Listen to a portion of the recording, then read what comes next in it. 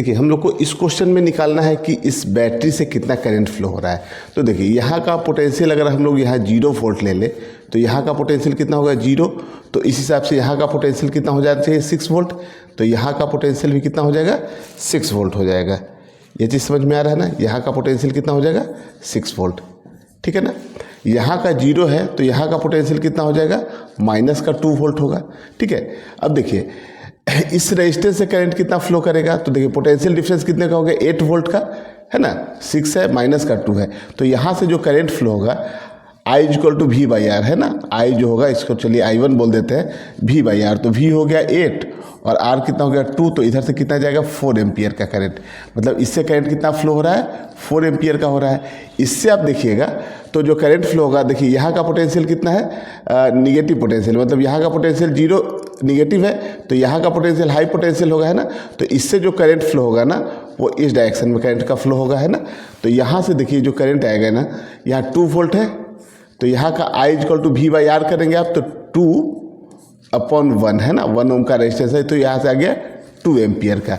तो 2 एम्पियर का करंट यहाँ से आ रहा है, 4 एम्पियर का यहाँ से जा रहा है। तो यहाँ से नेट करंट कितना जाएगा 6 एम्पियर, है ना।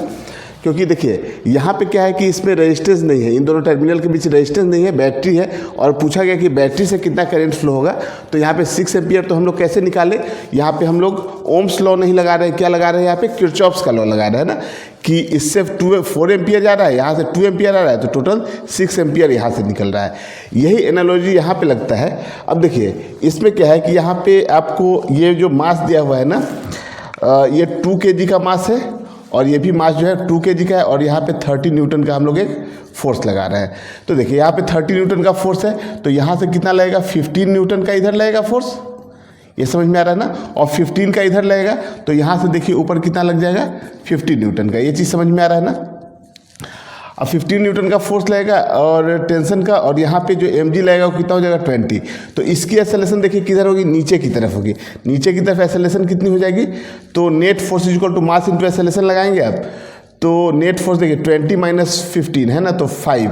तो 5 = कितना हो जाएगा मास कितना दिया है यहाँ पे 2 और इंटू एक्सेलरेशन इसका निकल के आ जाएगा। चलिए इसको A1 बोल देते हैं। तो यहाँ से A1 कितना आ जाएगा 2.5 मीटर/सेकंड²। ये समझ में आ रहा है ना। इसका एक्सेलरेशन आप निकालिए तो नेट फोर्स = मास × एक्सेलरेशन करेंगे तो एक्सेलरेशन = कितना हो जाएगा 15/2, है ना, फोर्स अपॉन मास। तो यहाँ से आ जाएगा कितना 7.5 मीटर/सेकंड², ठीक है ना।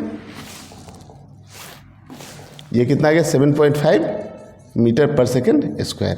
यहाँ तक कोई दिक्कत नहीं है, ठीक है। अब देखो आप ये जो पॉइंट है ना, इस पॉइंट का एक्सेलरेशन नीचे की तरफ है, कितना हो गया 7.5। इस पॉइंट का एक्सेलरेशन देखिए नीचे आ रहा है ब्लॉक, तो इस पॉइंट का एक्सेलरेशन ऊपर की तरफ कितना हो जाएगा 2.5। तो इसका एक्सेलरेशन कितना होगा, देखिए हम लोग को क्या है ना कि यहाँ पे हम लोग न्यूटन्स लॉ लगा नहीं सकते हैं क्योंकि इस पुल्ली का मास कितना है, पुल्ली का मास होता है 0, है ना। तो हम लोग F = m में नहीं लगाएंगे यहाँ पे, है ना। तो यहाँ पे हम लोग क्या लगाएंगे कांस्टेंट मोशन लगा रहे हैं। तो देखिए यहाँ पे क्या हो रहा है ना कि इसका जब एक्सेलरेशन आप निकालें कि एक्सेलरेशन नीचे की तरफ कितनी है तो क्या हो जाएगा A = कितना आएगा देखिए तो 7.5 माइनस का 2.5 और अपॉन में 2, है ना। तो ये कितना आ गया देखिए 5/2, है ना। तो इसका एक्सेलरेशन कितना निकल के आ गया 2.5 मीटर/सेकंड²। ये समझ में आ रहा है ना। तो इसका जो एक्सेलरेशन जो है ना, इस पुल्ली का एक्सेलरेशन हम लोग को निकालना है तो कितना आ गया 2.5 मीटर/सेकंड² एक्सेलरेशन आ गया। तो हम लोग कैसे निकाल रहे हैं, तो देखिए यहाँ पे हम लोग क्या कर रहे हैं, देखिए इसमें क्या कर रहे हैं हम लोग, यहाँ पे रेजिस्टेंस नहीं था तो ओम्स लॉ नहीं लगा, क्या लगा यहाँ पे किरचॉफ्स का लॉ लगा। तो किरचॉफ्स का लॉ कैसे लगा यहाँ पे कि 4 एम्पियर का करंट इधर से जा रहा है, 2 एम्पियर इधर से आ रहा है तो 6 एम्पियर इधर से निकल रहा है, ठीक है। तो इस बैटरी से 6 एम्पियर का करंट फ्लो रहा है। सिमिलरली अगर यहाँ पे आप देखिए तो इसका जब एक्सेलरेशन निकालना था हम लोग को तो हम लोग न्यूटन्स का लॉ नहीं लगा पाए, तो यहाँ पे क्या लगा रहे हैं कांस्टेंट मोशन लगा रहे हैं ना। तो इसका एक्सेलरेशन नीचे की तरफ है 7.5, इस पॉइंट का एक्सेलरेशन ऊपर की ओर। तो हम लोग यही जानते हैं कि A1 प्लस ये लिखते हैं, ये जो एक्सेलरेशन आता है पुल्ली का एक्सेलरेशन वो कितना हो जाता है A1 + A2/2। तो A1 कितना हो गया 7.5, ये हो गया माइनस का 2.5, ऊपर की तरफ है डाउनवर्ड को पॉजिटिव ले रहे हैं, ठीक है। तो यहाँ से एक्सेलरेशन निकल के आ गया 2.5, ठीक है ना। तो यहाँ पे हम लोग कंस्ट्रेंट मोशन लगाते हैं और सिमिलर कॉन्सेप्ट यहाँ पे भी हम लोग क्या लगाते हैं, किरचॉफ्स का लॉ लगाते हैं ना।